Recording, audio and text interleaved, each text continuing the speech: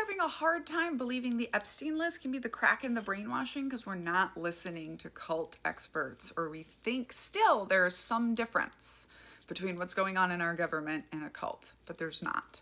The reason that the Epstein list is breaking things is because it was the mission. Getting the Epstein list was the mission. It was the transcendent mission that got people into Donald Trump's cult of personality. And so it's not about changing your mind, right? This person says, this is why I believe it will have a hard time changing their mind. Cracks in the brainwashing are subconscious. They don't care about your mind. They don't care about your argument. They don't care about what you've made up. Cracks in the brainwashing are cracks in the brainwashing. They don't care about whether you want them there or not. They lodge themselves in and they let the light in. It can take decades for those to show. So all the people showing up here saying like, it's not working, like wait 20 years, okay?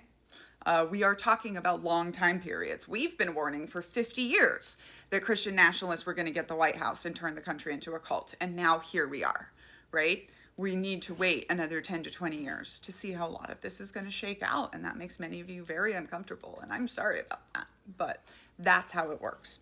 This, by the way, is what happened in the Children of God. I grew up, born and raised 3 generations into the Children of God, the child sex cult that you all have probably heard about, the one that Joaquin and River Phoenix are from. I wrote Uncultured, best-selling book about that, and then going into the cult of the U.S. Army. You can get signed copies here. In the Children of God, it went on for 50 years, 10,000 people strong, an army all around the world. And then in 2009, I think because they knew they were falling apart, not keeping the children anyway, they were like, just kidding. Jesus might not be coming back in our lifetimes. And that was the mission. And that kind of evaporated the whole cult because the whole mission was Jesus is coming back any day now. Let's get moving and get people saved, right? And the mission doesn't have to do with the leader, usually. The mission is what they use to hook people in. Millions and millions of people were hooked into MAGA and have pushed themselves past anything that they would usually support because of this mission. They don't care about kids getting raped any more than they care about kids with cancer getting deported, right? It's not about that. It's about them. It makes them feel special. And it was the promise that they were going to get to punish their enemies. That's the promise of the apocalypse. The good guys are going to be saved, and you're going to get to wreak havoc and destroy and punish the bad guys. That's a big part of what Christian nationalist theology is built on. And now he just took that away, that promise that they're going to be right, that they're going to get to punish the bad guys. We're going to see a lot of it crack up.